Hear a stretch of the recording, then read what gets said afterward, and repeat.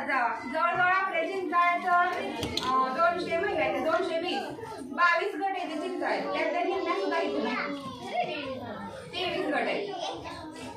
म्हणजे 230 महिलांपैकी चिंचाळ्यातल्या एक 10% सुद्धा महिला इथं नाही, 50% सुद्धा नाही त्या. किती बघा आपल्यातल्या बायकांनी पुढे यायची.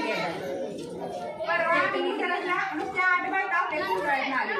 तिथं आपल्या म्हणजे जेनापासून चप्पल कशी बनवली जाते ती चप्पल सुद्धा विकायला महिलांनी बनवली होती. आपल्याला मॅडम ग्रामपंचायतीकडे गाडी होती स्पेशल फुकाटमध्ये, ग्रामपंचायत देणार होती, पण आपल्याची एक सुद्धा महिला आलेली नाही. जेनापासून चप्पल बनवायची, नंतर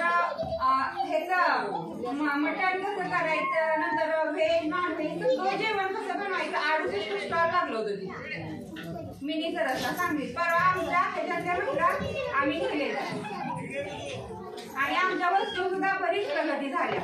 आपल्या वस्तू म्हणण्यापेक्षा पांढरी सुद्धा काळजी मॅडम त्यांच्या 4 महिन्याच्या स्वतःची प्रगती करून घेतल्या. त्यांची नावं पण नाहीत बघा. आशिया नजीक काळजी त्यांनी गटातून पैसे घेऊन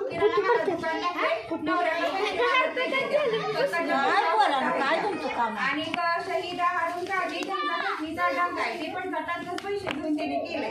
जमीला समीर काळजी त्यांनी शेती करतात स्वतः आणि शरीफा साधी काळजी त्यांनी पण कापड उद्योग आहे ना, त्यांनी कापडाचा उद्योग घरी बसल्या चालू केलाय. आणि अशीच आमच्या सुद्धा एक महिला आहे अश्विनी अंकुश म्हणले बरोबर. त्या पुरीनं गटातनं पैसे घेऊन एक जण केली होती. नंतर तिनं किती तिनं प्रगती केली तिला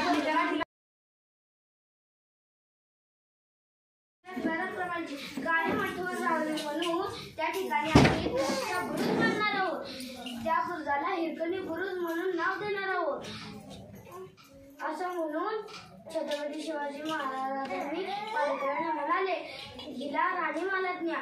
आणि राणी साहेब निघती साडी तोडली होती बत्ती. असं म्हणून त्या पालेकरांनी हिरकणीला राणी मालत नेले. राणी साहेबांनी तिची साडी तोडणी ओटी भरली.